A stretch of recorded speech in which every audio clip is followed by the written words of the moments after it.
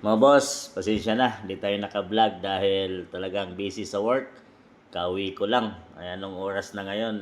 Time check, mag 11 PM na. So, pasensya na mga boss. If Vice President Sara Duterte will win the 2028 elections, I think there are only two options for the Marcoses.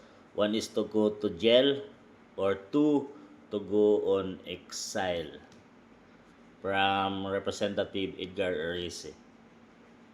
Mga boss, talagang kung papalarin si BP Inday Sara sa 2028 elections, talagang isang option is makukulong talaga ang mga Marcoses at saka kanyang mga allies, yung kanyang mga kabinete at saka yung mga taong nagtatamasa sa pera ng taong bayan. Lalo na yung pabalita ngayon na talagang talamak na corruption sa Kongreso mga boss.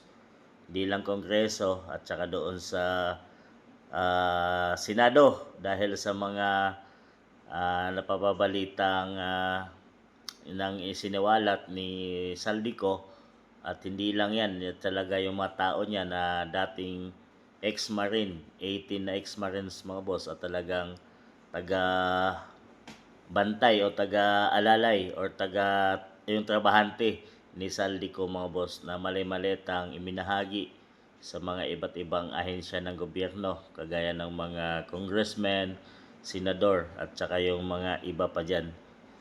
So talagang talamak at talagang dapat talagang may managot sa mga lahat ng ito mga boss.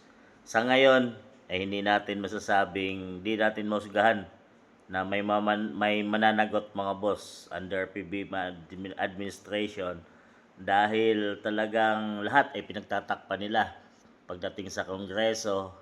Yung unang impeachment na inihain laban kay PBBM ay talagang hindi inaprobahan. Siyempre walang sapat na sinasabing dokumento para sampahan siya ng impeachment. Pero pagdating kay BP Inday Sara, PBBM mga boss is trillions, billions ang pinag-usapan na talagang nasa kanyang administration na pamamahala, sinasabing corruption.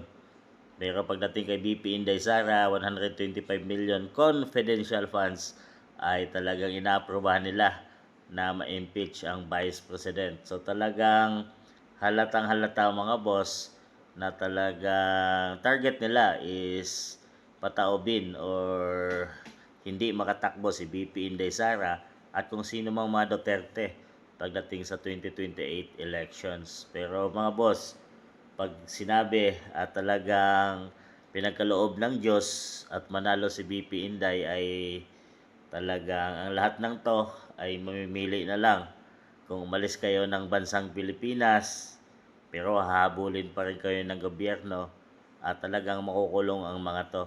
At yan naman siguro ang gusto ng taong bayan na may managot sa minaldas nilang pera na sana ay para sa kinabukasan ng mamayang Pilipino at sa bansang Pilipinas. Kayo mga boss, kayo namusga.